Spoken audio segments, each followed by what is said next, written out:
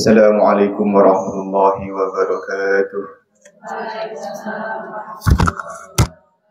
Bismillahirrahmanirrahim. Alhamdulillahirabbil alamin wa bihi nasta'in wa ala umuri dunya waddin. Wassalatu wassalamu ala sayyidil mursalin sayyidina Muhammadin wa ala alihi wa sahbihi ajma'in, amma ba'd. Wala hawla wala quwwata illa billahil aliyyil azim. Qala al-musannifu rahimahullahu ta'ala wa nafa'ana bihi wa bi'ulumihi fid-dharain amin. Alhamdulillah, mriki kula kali panjenengan pakempal malih dalam rangka thalabul ilmi, dalam rangka mados ilmu. Inggih punika ilmu yang sangat sepuh, karena musannif niki ngendikan salah satu ilmu yang paling sepuh niku adalah ilmu sejarah. Dan Al-Quran niku 60 atau 65% niku sejarah. Sejarah niki nggih cerita. Dan salah satu fungsi terbesar sejarah niku seperti yang dingendikan oleh Gusti Allah dalam surat Al-Hud. Beliau ngendikan wa kullan naqussu 'alaika min amba'ir rusuli ma nusabbitu bihi fu'adak. Ingkang artine terus intine ngeten Bu. Gusti Allah niki nurunkan satu ayat niku untuk ngedem-ngedem Kanjeng Nabi. Untuk apa jenenge? Memotivasi Kanjeng Nabi. Kalau riyen ketika ngawas tafsir ayat niku nggak habis pikir. Artinya orang sesempurna Kanjeng Nabi, wong sesemangat Kanjeng Nabi, wong segiat Kanjeng Nabi, wong secerdas Kanjeng Nabi, orang yang serba perfect Kanjeng Nabi niku perlu disemangati tiba-tiba. Perlu dimotivasi tiba-tiba. Tatkala beliau niki tengah-tengah dakwah, tengah-tengah memperjuangkan menyebarkan agama Islam ini ku terasa jenuh, terasa bosan mungkin ya. Secara manusiawi, terasa capek secara manusiawi. Akhirnya pun Gusti Allah ngendikan ngoten niku. Ayate wa kullan naqussu 'alaika min amba'ir rusuli ma nusabbitu bihi fu'adak. Artinya napa? Ya Muhammad, kullan naqussu 'alaika min amba'ir rusul. Aku bakal nyeritakne kepada awakmu cerita-ceritane rasul-rasul sagolong awakmu. Apa fungsine niku wau? Linusabbita bihi fuadak. Ben atimu iku sabit, ben atimu niku kuat, ben atimu niku kokoh, ben atimu iku semangat maneh, ben atimu iku termotivasi malih, ben atimu iku giat maneh, ben atimu niku cara baterai niku full maneh. Niku sekelas Kanjeng Nabi sangat-sangat membutuhkan cerita-cerita nabi-nabi saderenge agar semakin memacu, semakin mendorong semangat Kanjeng Nabi dah niya awake dhewe sing gak sempurna. Jalani urip iku kesel-kesele. Nek musibah ngene yo sambat. Ibadah ngene sambat, karena napa jenenge? Dikai ujian ngeten sambat. Walhasil dengan mirengaken cerita-ceritane wong zaman riyin, jare apa wong kuno niku nggarane semangat awake dhewe. Lah jarene Kanjeng Nabi al-mu'minu mir'atul mukmin. Wong mukmin niku sebagai cerminan orang mukmin yang lain. Ya, wong mukmin sing saged gawe kaca iku wong mukmin sing apik. Lah awake dhewe kan gawe kaca iku rada-rada gak pantes. Artinya kalau kita mengaca kepada orang-orang hebat sebelumnya, orang tua kita, mbak awake dhewe niku subhanallah luar biasa perjuangannya. Ya bisa menjadi tolak ukur awake dhewe sakniki nglakoni urip. Ben gak sumbat-sambat kina-kini, ben gak gembrete kono-kono, ben gak curhat kono-kono cukup dengan mentalar, memahami, mendengarkan, mentelisik sejarah para ulama zaman dahulu. Pun jadi ngoten. Jadi sangune oleh jenengan mirengaken mulai kisah awal sampai akhir niku wabil khusus ke sosok yang paling sempurna dalam kalangan wanita Sayyidah Fatimah Zahra niku ingin Bu. Jadi intinya kula niku boten purun jenengan hanya memahami lahirnya Sayyidah Fatimah sampai menikahnya Sayyidah Fatimah, kemudian meninggalnya Sayyidah Fatimah nanti, tapi jenengan belum bisa, kita semua belum bisa mengambil apa yang makna tersirat, apa yang kita bisa ambil faedahnya dari kehidupan beliau. Nggih punika termasuk sabari, cerdasi, keteguhane niku yang perlu kita kadang ngoten nih, masih kula ngoten niku nggih.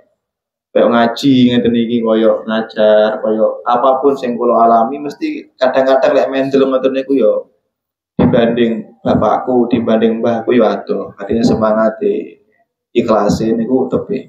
Artinya lek ngoco ngoten niku akhire urip semangat malih. Nah niku faedahe napa? Napa ngaos sirah, ngaos sejarah. Nah mriki musannaf melanjutkan pembahasan yang kemarin inggih punika Sayyidah Fatimah sempat merasakan antara senang dan duka. Senangnya niku sudah masyhur ya. Disebutkan di pertemuan kemarin bahwasanya Sayyidah Fatimah senang dengan Islamnya seseorang yang diharapkan Rasulullah. Ini kalau bahas Rasulullah niku orang yang sangat sibuk dakwah kepada pembesar-pembesar Quraisy. Penggede Quraisy apa oleh sing tetua-tetuanya niku masuk Islam, nanti masyarakatnya masuk Islam mudah. Tapi alangkah ya wis ngono kuwi nggih. La jare Gusti Allah innaka la tahdi man ahbabta. Muhammad awakmu iki yo ngkai hidayah tidak sesuai harapanmu. Artinya beliau dakwah tujuane niki tiba sing Islam niki. Tujuane sing dakwah kepada pembesar-pembesar Quraisy tiba-tiba sing masuk Islam itu kalangan-kalangan rakyat kecil seperti Sayyidina Ibnu Ummi Maktum niku yang buta niku wae. Niku sampai turunnya ayat Abasa wa Tawalla karena beliau sakit hati dicueki Kanjeng Nabi karena Kanjeng Nabi lagi fokus dakwah tentang pembesar Quraisy. Walhasil Sayyidah Fatimah sempat bangga ketika di hari itu orang yang diharapkan Rasulullah masuk Islam niku juga ternyata masuk Islam. Inggih punika Sayyidina Umar bin Khattab. Wa ba'da salati ayyam, dan setelah 3 hari Islamnya pamane Kanjeng Nabi piyambak inggih punika Sayyidah Hamzah bin Abdul Muthalib. Niku cukup 2 orang menjadi tameng Rasulullah, menjadi bodyguard Rasulullah, menjadi pelindung Rasulullah. Sehingga Sayyidah Fatimah sebagai anaknya Ummi Abiha, anak turroso ibu, niku menjadi rotok lega. Alhamdulillah Pak Kuis ono sing jaga. Alhamdulillah Pak Kuis gak pati lo soro dakwai, gak pati delik-delik nang Abu Jahal karo Abu Lahab. Sempat senang. Kemudian ngoten niku lah hidup ya. Enggak selamanya senang, yo enggak selamanya napa sedih. Karena lek kula maos tentang kitab-kitab seperti Minhajul Abidin, Ihya Ulumuddin niku disebutkan bahwasanya Kanjeng Nabi niku menganjurkan kepada orang mukmin niku lek sedih, lek susah aja suwe-suwe. Lek seneng ya aja suwe-suwe. Kenapa? Karena senang suwe-suwe gak ada lanjut. Apa lanjut bahasa saiki. Lupa daratan. Akhirnya lepas kontrol. Lek sedih suwi-suwi garane loro awak. Gak ada duit loro lambung. Ngeluh. Sak sembarangane. Makane berkepanjangan sedih yo elek, berkepanjangan seneng yo elek. Kirang sae. Sing paling sae yo tengah-tengah niku. Ya artinya Sayyidah Fatimah Zahra niki ngoten. Sempat seneng tilu wis gawe sedih maneh. Napa sedih niki? Sempat kita bahas kemarin pembukaan inggih punika semua orang-orang kabilah yang ada di Mekah.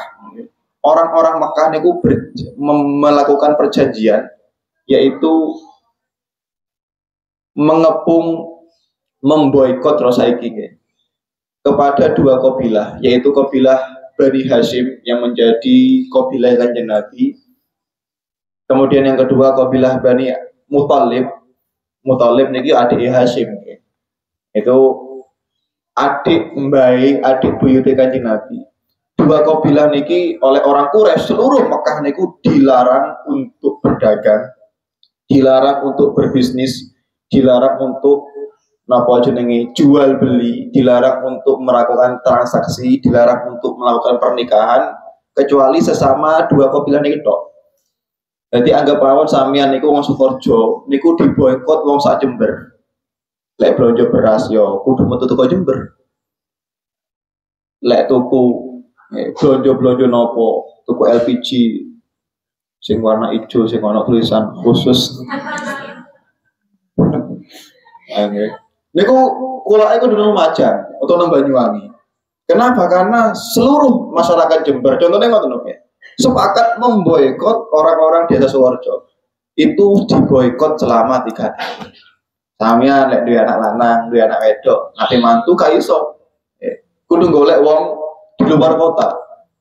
Mereka sangat membenci terus saiki di Sukorejo. Dan mereka sepakat sangat membenci Bani Hashim dan Bani Muthalib. Efek mereka adalah efeknya kemiskinan, efeknya kelaparan, sampai kemarin kita bahas bahwasanya banyak anak-anak kecil niku jam 12 bengi, jam 1 bengi iku nangis gara-gara keluwen. Sampai ba'duhum an-nasibyan, anak kecil niku banyak yang stunting, kurang gizi. Jadi stunting rededel. Banyak anak-anak kecil niku mati kelaparan. Karena boikot niku nggak cuma sebulan 2 bulan, tapi boikotnya niku selama 3 tahun. Nah, ini yang menarik. Ketika Bani Hashim dan Bani Muthalib niku diboikot selama 3 tahun, Bu, oleh rakyatnya sendiri, oleh tetangganya sendiri. Wong Sukorejo diboikot wong Jember selama 3 tahun. Niku ya jelas keluarga Kanjeng Nabi adalah satu-satunya orang yang paling merasa tanggung jawab. Apa? Karena motifnya pemboikotan niki adalah untuk menghentikan dakwah Muhammad. Abu Jahal sebagai Pak Bupati ini, Pak Gubernur lah ya. Niku memberikan keputusan surat dan tanda tangan bahwasanya wajib orang Mekah memboikot Bani Hashim dan Bani Muthalib. Dan jikalau ingin boikotnya niku dimusnahkan, maka wajib Muhammad harus menghentikan dakwah Islam karena ini meresahkan warga sih. Semua gitu.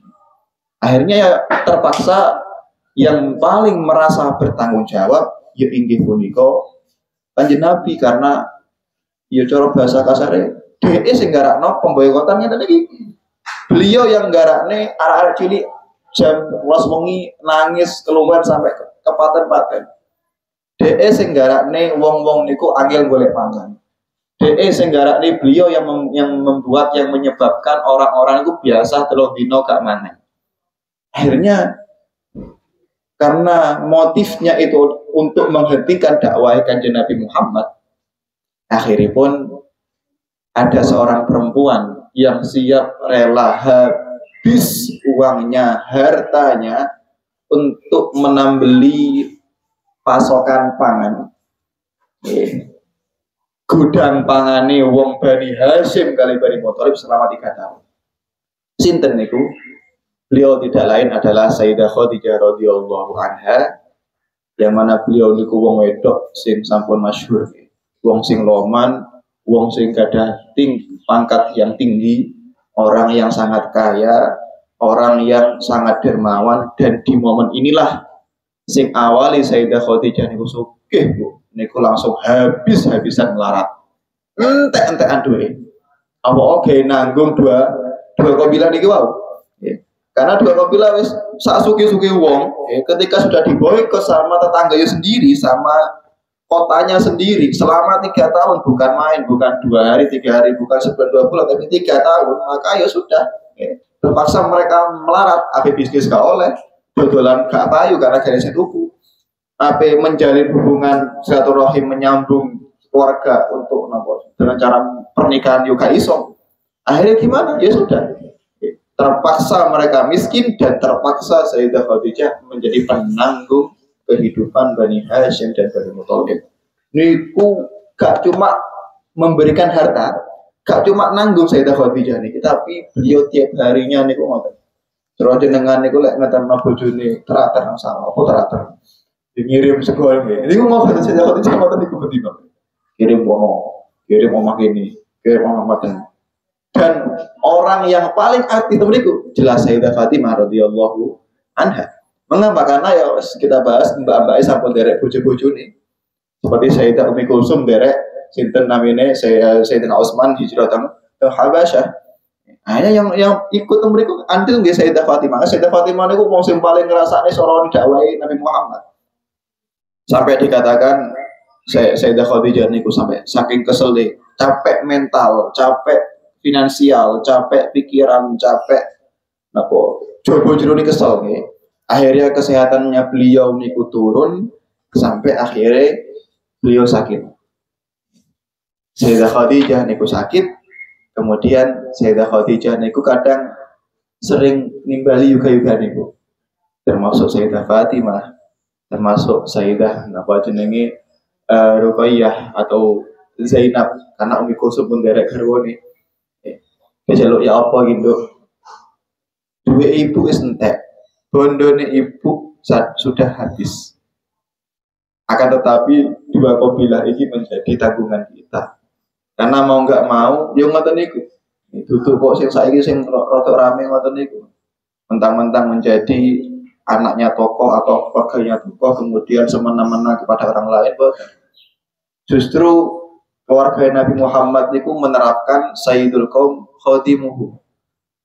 Juragane kaum itu ya khodamnya, pembantunya. Dan Sayyidah Khadijah menerapkan khodam, khidmah, ngeladeni masyarakat, bukan meres masyarakat, ngeladeni masyarakat. Dan itu yang penting, yang wajib dikembangkan ke setiap orang-orang mukminah. Gimana? Ya apa gitu, duit tambah entek. Saya suwi tambah gak enek. Ibu dagang, ya apa dagang yang dagang saya kena boykot. Jadi income-nya Sayyidah Khadijah niku terhambat, tapi pengeluarannya bendina wonten karena untuk mencukupi kehidupan 2 kabilah selama 3 tahun. Keuntungannya gak enek karena apa dagang piye wong miskin kena boykot sama kah. Tambah entek, tambah miskin, akhirnya capek lahir batin, capek zahir batin, sampai napa jenenge Sayyidah Fatimah dan mriki iki nangis. Nangisipun gimana? Ya Allah ya. Ternyata yang susah gak cuma bapakku, ibuku ya susah. Lantas pertolongan apa lagi yang ingin Allah berikan kepada kita? Wingi aku susah karena abahku dikenek nambah wong Quraisy, kemudian ono hubungan sidik yaitu Islami Sayyidina Umar bin Khattab dan Hamzah bin Abdul Muthalib. Saiki dikai musibah maneh, yang mana musibahnya juga memberatkan dua-duanya, ayah dan ibuku. Lantas apa kemenangan lagi yang harus saya rasakan? Ayat mereka dikatakan 5 databkina ya ummah. Ibu, napa jenengan kok nangis? Faqalat laqad nalat as-sinun minni ya bunai. Labud dal ajalil mahtum ayyatiya qariban. Bodoh aku saiki kok tambah tuwek, tambah gede musibah. Tambah nyedek nang Gusti Allah kok tambah gede musibah. Iki wajib aku ngerasa nih futuh qariban. Ngerasa nih kemenangan yang akan dekat. Faqalat Fatimah la ba'sa 'alaika ya ummah wa napa-napa. Faqalat wa rabbi la ba'sa 'alayya ya bunai. Ma min imra'atin fi Quraisyin hadaitu bima hadaitu bihi min ni'mah. Sampai beliau ini pede. Dok, rungokne Dok. Tidak ada satu perempuan pun di tanah Arab niki, di tanah Quraisy niki, di tanah Mekah niki, melainkan mereka telah pernah menikmati jasaku. Dan aku merasa bangga. Kenapa? Karena aku selama hidupku menjadi khadimnya mereka, menjadi pelayannya mereka. Sampai beliau niki lajeng pripun napa wis nyerah jenengan kena musibah niki nyerah. Napa jarene sinten Sayyidah Khadijah, Allahumma la usti sana'an 'alaika, Allahumma inni la akrahu liqa'ak, walakin atma'u fi mazidi minal jihadi li akuna ahlan lima an'amta 'alaika. Ya Allah, kula niki boten sengit pengen ketemu jenengan. Artinya ingin mengakhiri hayatnya. Kesel urip kemudian tapi bunuh diri atau diskon usia di karena apa jenenge terlalu banyak musibahnya. Tapi yang diucapkan oleh Sayyidah Khadijah ini menarik. La akrahu liqa'ak. Kalau saya tidak benci untuk sowan dengan jenengan, ini mati. Cuman kalau pengen lebih banyak umurnya. Saya tomak fi mazidi minal jihad. Kalau tomak pengen didawakne umure, pengen jenengan tambah musibah ini. Pengen jenengan tambah musibah ini. Ini gue dawuh Sayyidah Khadijah. Apa alasan li akuna ahlan lima an'amta alayya. Ben kula niki wong dadi wong sing pantes menerima nikmate jenengan. Dadi pemikiran Sayyidah Khadijah niki aku ditakdirno dadi bojone Nabi Muhammad. Iki nikmat sing gedhe. Menjadi suaminya istrinya Nabi Muhammad kudune ono sesuatu yang menjadi napa? Tes, menjadi ujian, memantaskan sehingga memantaskan dirinya menjadi seorang istrinya orang nomor 1 di dunia. Kalau bahasa kasarnya niku, ya Allah, kurang jak musibah ya Allah. Jenengan tambah malih, jenengan ketno malih, jenengan pitek mana, jenengan ketno mana, jenengan jurne malih boten napa-napa. Kersane kalau tambah sabar, tambah pantas, tambah memantaskan diri untuk menerima nikmati jenengan. Oh, lah, ngrungokne ngoten niku. Soalnya ngeten, Bu. Awalnya saya dapat sambat nang yoga-yoga nih. Mungkin yang dungane ya Allah, moga-moga segera hilanglah musibah ini. Ternyata saya dapat aja dawuh ngoten niku, ya Allah, tambah monggo tambah musibah. Nah, mendengar ngoten niku saya dapat lagi gumun. Ya apa kok ini? Nembe iki sambat. Saiki kok dungane kok malah tambah musibah. Saya dikatakan wasam Muhammad Fatimah Zahra wasam Muhammad Ummi Kulsum wa ka'annal kaun kulluhu ka'ana somitan. Waktu itu ketika mendengar dawuh Sayyidah Khadijah, ya Allah tambah musibah, jenengan tambah, kersane kula tambah pantes dadi garwane Nabi Muhammad. Iku Sayyidah Fatimah tercengang, Ummi Kulsum tercengang, seakan-akan apa? Seakan-akan dunia niku berhenti. Kaget dengan ngrungokke dawuh ibunya seperti itu. Akhirnya ngertos lek pancen mentalnya Sayyidah Khadijah masih jauh lebih kuat daripada mentalnya Sayyidah Fatimah. Dan berikulah Sayyidah Fatimah ngendikan, oh iya, tiba-tiba aku sebagai perempuan yang ada di keluarganya Kanjeng Nabi bukan satu-satunya perempuan yang merasakan soroh. Tiba-tiba ono wong sing luwih memikirkan, ada orang yang lebih parah memikirkan perjuangannya Rasulullah Sallallahu Alaihi Wasallam. Inggih punika Sayyidah Khadijah radhiyallahu anha.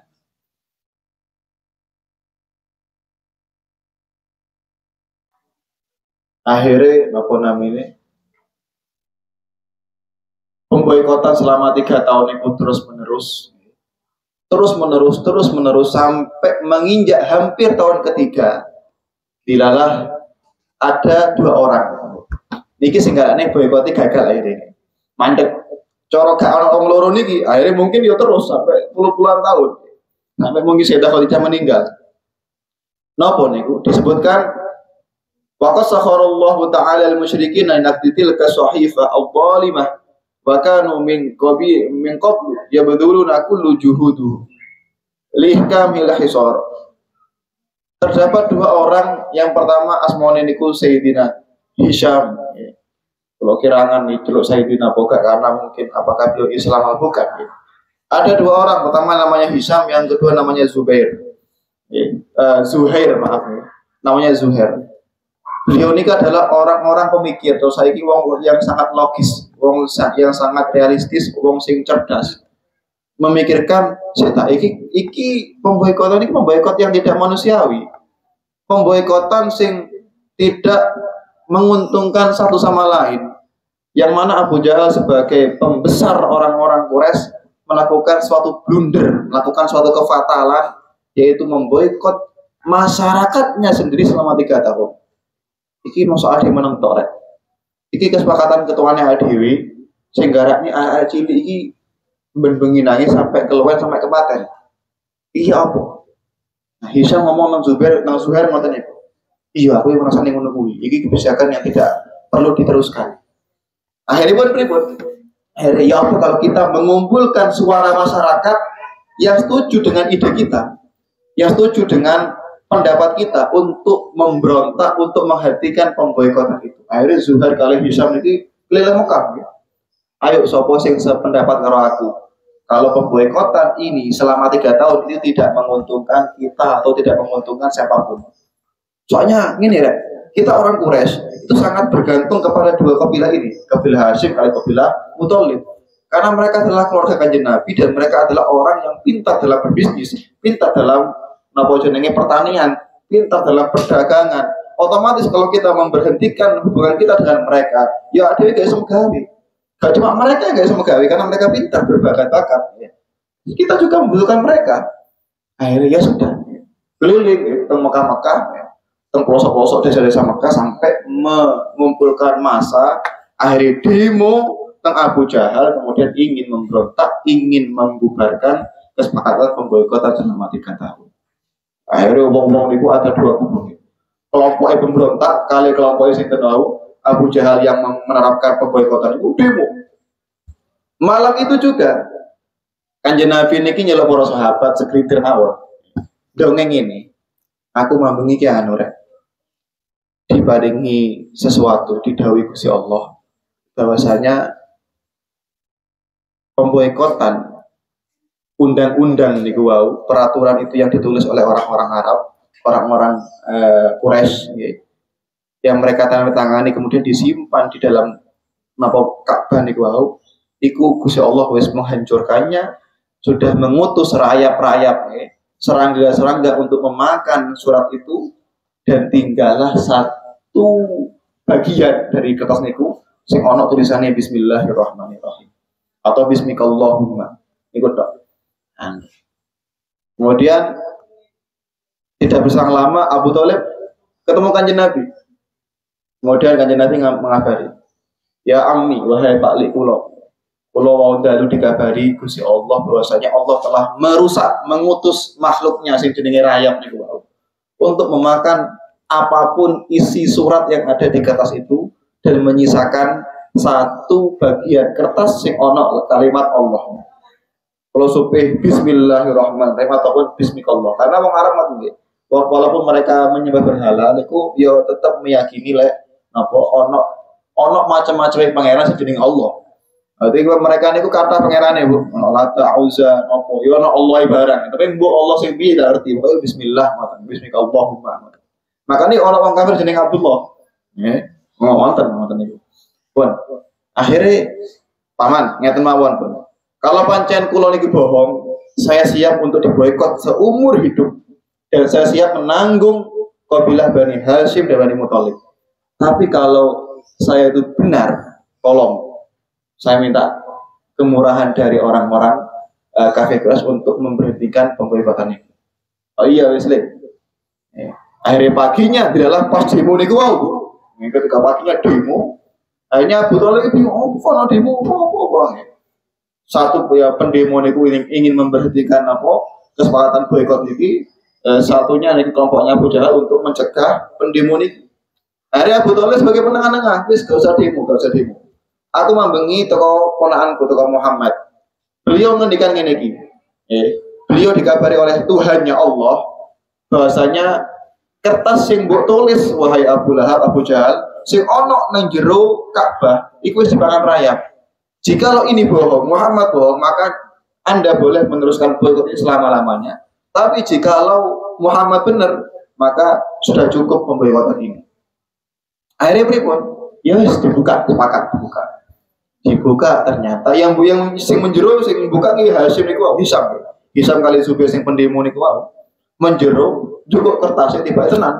Semuanya dimakan rayap garek kalimat bismillahirrahmanirrahim niku ataupun kalimat bismillahirrahmanirrahim. Akhirnya karena sudah ada perjanjian gitu. Ternyata malah benar. Akhirnya pemboikot itu diberhentikan.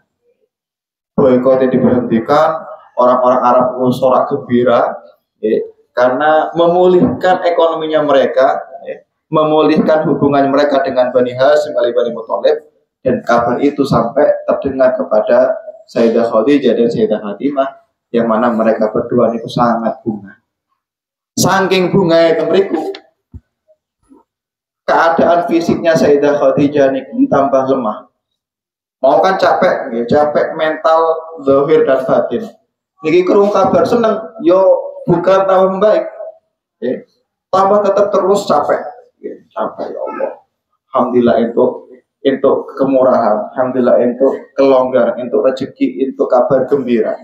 Niku mungkin batinnya niku seneng, tapi fisiknya niku tidak membaik. Nanti kita bahas ini beliau sedo. Sampai akhirnya Mekah niku kembali normal, tidak ada pemboikotan niku baru.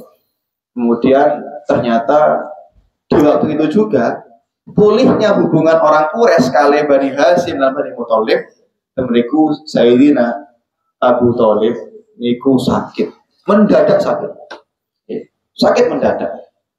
Akhirnya semua keluarga Kanjeng Nabi niku kumpul. Tenggalami Abu Thalib niki Bu. Abu Thalib itu ada 2 sekat. Ketika Abu Thalib sakit, niku sekat yang satu itu untuk khusus keluarga Kanjeng Nabi. Sekat satunya untuk orang-orang kafir Quraisy. Kenapa? Karena mau nggak mau Abu Thalib niki yo membesari kafir Quraisy. Beliau kan masih kafir. Cuman membantu Kanjeng Nabi agar Nabi tidak disakiti secara fisik. Masih belum mengatakan syahadat. Akhirnya nyambang ngoten niku gantian. Pokoknya sih wong kafir, pokoknya wong Islam kata gantian. Sampai sakitnya tambah memburuk, tambah parah. Kemudian para putri-putri Rasulullah lagi musyawarah. Pripun nih mosok pamane Kanjeng Nabi niku mati dalam keadaan kafir. Yang mana seumur hidupnya seluruh kekuatan fisiknya niku difokuskan untuk melindungi Nabi Muhammad. Mosok ya wong sing ngewangi ngelindungi Nabi Muhammad niku meninggal dalam keadaan kafir, yo aja eman. Akhirnya pun keluarga Nabi Muhammad yang setelah masuk Islam niki tetap bendino ngilingno Abu Thalib agar segera mengucapkan kalimat syahadat ben masuk Islam. Karena ben mantes jenengan niku selama urip ngelindungi ponakane dari kejahatan orang kafir, yo langsung diendingi dengan husnul khotimah. Itu karena pengen dari Kanjeng Nabi. Tapi orang-orang kafir Quraisy, Abu Jahal, Abu Lahab, itu gak ada yang bisa. Ojo iki Abu Lahab iki yo teku ojo berebut. Teku ojo berebut. Ben mati dalam keadaan agama kita. Ayo di momen itu rebutan agama. Rebutan keyakinan, rebutan bisi-bisian aku pingin. Sopo sing iso nalkin Abu Thalib, apakah dia pro ke agamanya? Apa nenek moyangnya yaitu agama Lata wa Uzza ataupun pro agamanya Muhammad. Pun sampai di momen sakit-sakitnya sakaratul maut, temeriku Sayyidah Fatimah memberanikan diri. Seorang anak kecil usia 12 tahun. Niku moro nang balik buat ini, balik. Maka niku moro temeriku untuk segera menalkinkan balik ini. Mus katrimo apa? Balik kudu lebih Islam. Mosok kalah ora bujang. Ketika masuk nyambang mereka ternyata nang sandingi napa jasadnya Abu Thalib sudah ada Abu Jahal. Ketika masuk ada lapor. Ini kali digubris oleh Sayyidah Fatimah masih kecil, kali digubris saking kendel beliau, kali digubris. Langsung sanjang jelas nang ngarepe wajah Abu Thalib niku wau. Mbah jenengan niku agar tidak sia-sia oleh melindungi Nabi Muhammad Abdullah. Jenengan cukup mengucapkan 2 kalimat mawon. La ilaha illallah Muhammadur Rasulullah. Gimana responnya Abu Thalib? Mesem tok, bukan ngomong mesem tok. Saud kali Abu Jahal. Wahai Abu Thalib, kita kan sudah beres lama, kita hidup dari kecil. Masa mek gara-gara ada cilik kamu pindah agama, mau pindah apa aja pindah seragam, jangan. Bagaimana dedikasi kita, bagaimana fakhr kita, orang Quraisy bagaimana? Kak lanang sampean, kak gentle sampean pindah agama. Ngomong tahu niku Abu Jahal. Akhirnya Abu Thalib di tengah Abu Jahal memang sentok. Karena beliau adalah orang tetua, orang yang dihormati. Orang yang punya sakinah wal waqar. Sampai akhirnya Sayyidah Fatimah ini kok rebutan kayak Abu Jahal, langsung nyeluk Mbak Roman. Langsung nimbali semua keluarganya. Sampai langsung nimbali Sayyidah Fatimah. Kengken apa barengi nakin sinten namine Abu Thalib niku wae. Sampai di satu momen Kanjeng Nabi niku rawuh niku mek ndelok tok ngoten niku. Ningali mau. Ningali kemudian kok ningali bakale sedo niku kepenak. Nabi tidak mengatakan qul la ilaha illallah. Katakan la ilaha illallah. Langsung kundur malih. Secara dohir sampai Abu Thalib meninggal niku tidak pernah mengatakan secara dohir la ilaha illallah Muhammadun Rasulullah. Makanya ulama ini bingung Bu menyikapi apa namanya Abu Thalib ini mati dalam keadaan kafir, belum login, belum masuk Islam, ataupun sudah masuk Islam. Ini bingung. Wonten komentare yugane Kanjeng Nabi sing rada kerang. Jadi ono sebagian warga halah mungkin ya Abu Thalib masuk Islam, cuman tidak menampakkan Islamnya. Gak mungkin apa jenenge gak masuk Islam, beliau mati-matian membela Muhammad, gak mungkin. Membela apa kita gak mungkin. Ya. Wonten ada dicelutuk kali putri nenek Nabi Muhammad. Ini gak disebut jenenge. Beliau doh. Kalau pancen Mbah Li Abu Thalib menyembunyikan Islamnya, pasti beliau mengabarkan kepada abah kita. Li aku Islam, cuma dirahasiakan. Dan abah kita tidak pernah mendengar kalimat itu dari Abu Thalib. Gurung balik ada gurung Islam ya, kasar gurung Islam karena belum pernah mendengarkan pengakuan dia kalau dia itu Islam. Walhasil dikatakan dalam kitab ini masih hilang. Apakah beliau itu masuk Islam dan menyembunyikan Islamnya ataupun beliau niki napa jenenge tetap seto dalam keadaan napa jenenge agama Quraisy. Ya agama sebelum masuk Islam. Tapi datang kitab yang memiliki dikatakan Faqala Abu Jahal wa Abdullah bin Abi Umayyah ya Abu Thalib atarghabu an millati Abdul Muthalib.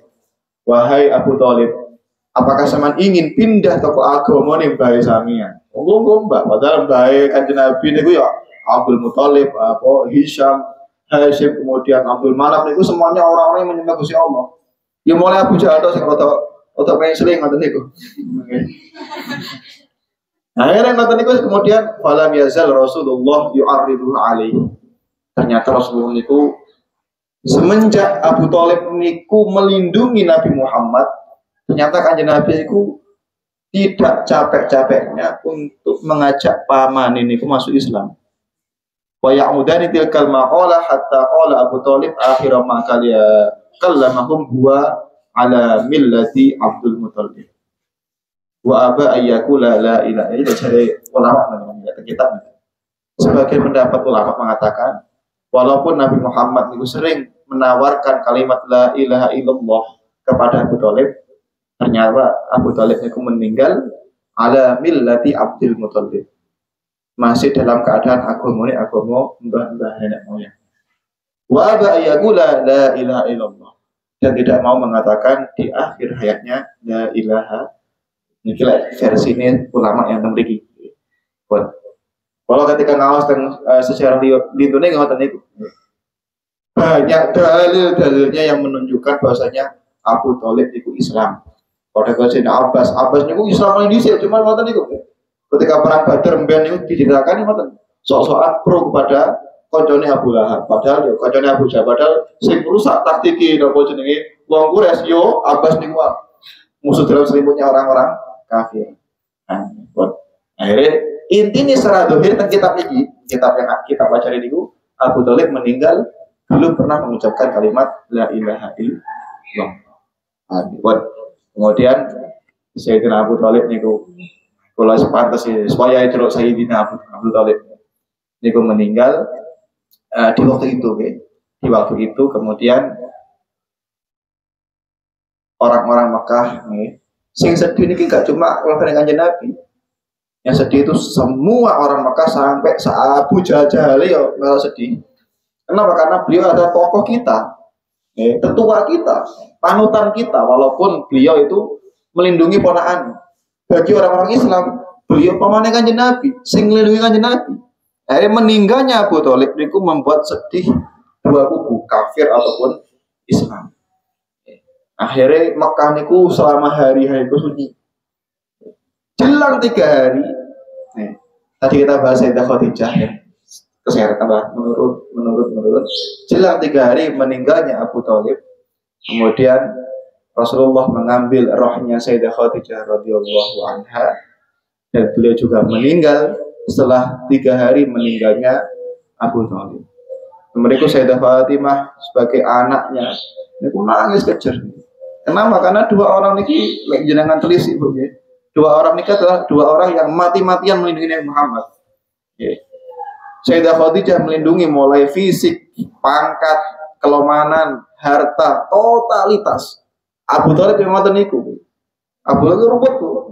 Beliau jadi ketua orang kafir Quraisy, ketua kafir Quraisy. Dan beliau juga melindungi Nabi Muhammad dari ancamannya kafir Quraisy. Ya apa? Jenengan jadi wong Sukorjo, tapi jenengan juga melindungi orang yang musuh Sukorjo. Seakan-akan beliau ini rela dicap pengkhianat di kaumnya sendiri. Itu Abu Thalib. Ya. Jadi meninggalnya 2 orang nih, Abu Thalib dan Sayyidah Khadijah itu menjadi pukulan telak bagi Rasulullah SAW. Sehingga setelah itu di bulan itu juga nanti namanya Rasulullah niku ditasliyah, didem-dem, napa dem-deme Kanjeng Nabi niku wau, Gusti Allah mengutus malaikat Jibril untuk membawakan buruk, kemudian terjadilah peristiwa Isra Mi'raj. Sedih, garwa tercintai meninggal, pamane meninggal, akhirnya ya di gudang lah, Kanjeng Nabi di gudang itu Gusti Allah. Tapi kudangannya ngoten nek kudangan yang spesial. Jadi langsung tur luar negeri, bukan luar negeri nih, luar alam semesta. Nanti ayat dia lebas Isra Mi'raj itu menarik Bu. Soalnya napa? Anggap aja lain wong umum Isra Mi'raj niki dolane Kanjeng Nabi. Ayat dia kan dolan kan fokus ke hal duniawi. Ngoten. Neng kono lapo, nang wisata kono lapo. Tapi Kanjeng Nabi niki secara zahir kayak dolan, pelipur lara. Tapi secara makna niku bukan pelipur lara, tambah tugas. Kenapa? Karena nanti di balik kejadian Isra Mi'raj, Kanjeng Nabi niku punya kewajiban menyampaikan risalah yang paling besar, inti dari dalam isi dakwahnya itu sholat 5 waktu. Jadi gak enek dolane wong-wong alim niku kemudian dolan-dolan sing kaya awake dhewe niku hilang-hiling ngono. Pun ini mriki kita sudahi pembahasan kita sampai yang sedone Abu Thalib kali sedone sinten Sayyidah Khadijah radhiyallahu anha. Pun dikatakan mriki subhanallah, kalau pancen terjadinya Isra Mi'raj niku di bulan Rajab, maka meninggalnya Abu Thalib dan meninggalnya Sayyidah Khadijah juga sama di bulan Rajab. Waktu itu napa jenenge Sayyidah Fatimah berusia 12 tahun. Datang mriki dikatakan wa kanat wafatuhu fi Rajab sanah asyra minan nubuwah ala arjihil aqwal. Tahun 10 kenabian. Di situ Abu Thalib meninggal di bulan Rajab. 10 kenabian berarti Rasulullah waktu itu usia 50 tahun ya. Karena beliau diangkat Nabi usia 40 tahun. usia 10 kenabian, tahun 10 kenabian berarti 40 tambah 10 berarti 50 tahun. Beliau ditinggal oleh Abu Thalib dan jelang 3 hari beliau ditinggal oleh Sinten Amine. Sayyidah Khadijah radhiyallahu anha juga di bulan Rajab niku tahun 10 kenabian. Dan waktu itu Sayyidah Fatimah masih usia 12 tahun.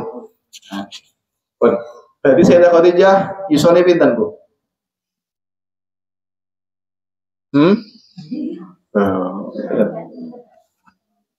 Kita mau tak mancing jenengan ya. Sayyidah Khadijah menikah dengan Kanjeng Nabi usia pinten? 40 tahun. Nabi Muhammad usia 25. Berarti pinten jarake? 15. Ketika Kanjeng Nabi diangkat menjadi Nabi usia 40 tahun, jadi Sayyidah Khadijah usia 55 tahun. Okay. Pun usia kenabiannya dilantik dari Nabi selama 10 tahun. Dan Sayyidah Khadijah meninggal di usia Nabi diangkat dari Nabi selama 10 tahun. Berarti 65. Sayyidah Khadijah meninggal di usia 65 tahun. Di akhir hayatnya Sayyidah Khadijah, sebenarnya ketika Sayyidah Khadijah niku mulai membantu pasokan pangannya orang-orang Bani Hasyim kali Bani Muthalib sing mulai gerah-gerah niku Bu. Sakjane Kanjeng Nabi sampun ditawari perempuan untuk menikah lagi.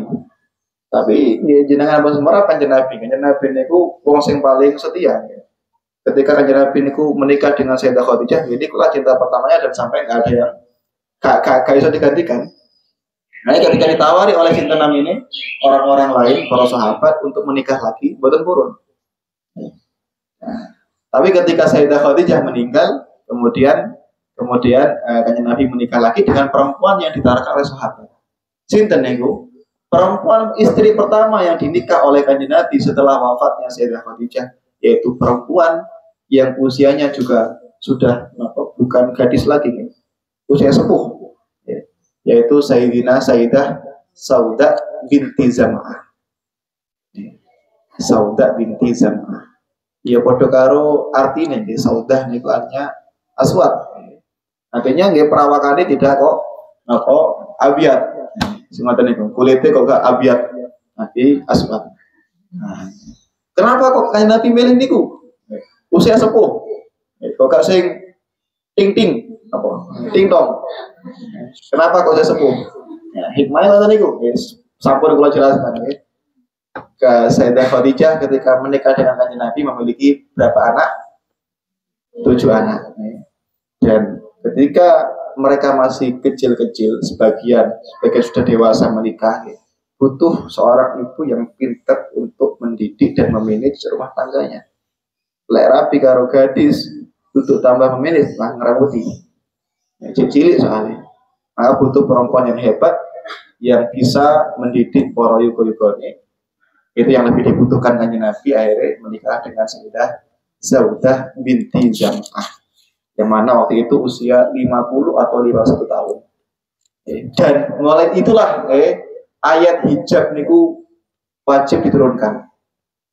Gara-gara mulai menikah dengan Sayyidah Saudah, dan mungkin ya gara-gara nanti disebutkan Sayyidah Umar.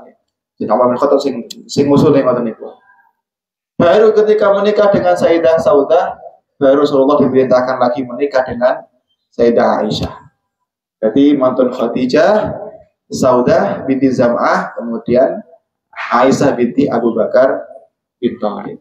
Dinikah ada 2 versi, Bu. Kaul pertama mengatakan Sayyidah Aisyah niku dinikah Kanjeng Nabi usia 9 tahun, kemudian kempal kali Kanjeng Nabi usia 11 tahun. Datang kitab niki dikatakan Sayyidah Aisyah niku dinikah Kanjeng Nabi usia 6 tahun, kempal kali Kanjeng Nabi usia 9 tahun. Niku 2 pendapat. Walhasil Kanjeng Nabi niku diperintah menikah dengan Sayyidah Aisyah niku perintah Gusti Allah. Dan itulah wanita satu-satunya yang gadis yang menjadi istri-istrinya Kanjeng Nabi Shallallahu Alaihi Wasallam. Bagaimana responnya Sayyidah Fatimah ketika menerima ibu baru? Ya man, pegel Masuk ngomong anyar lapor gini. Nah, ya. Insya Allah kita lanjutkan di pertemuan yang akan datang. Wallahu a'lam bishawab. Semoga niku. Jadi uripe wong apik niku tidak akan hilang dari suatu musibah. Musibah niku bagian dari hidupnya seseorang. Wah kata ini.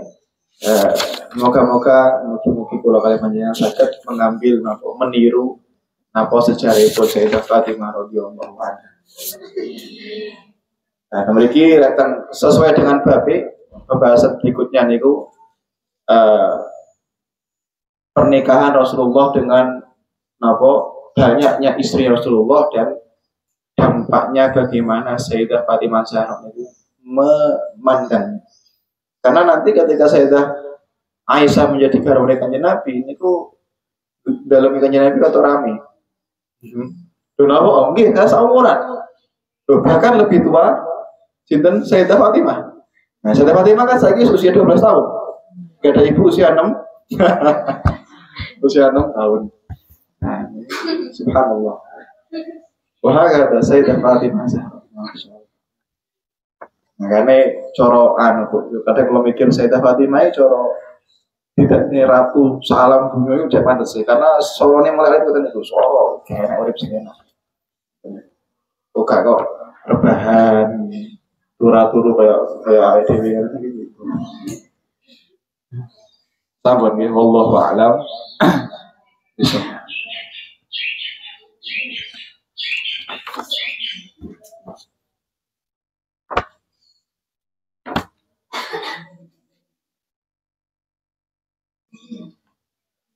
Nanti aku bahas tentang pernikahan Sayyidah Fatimah dengan Sayyidina Ali.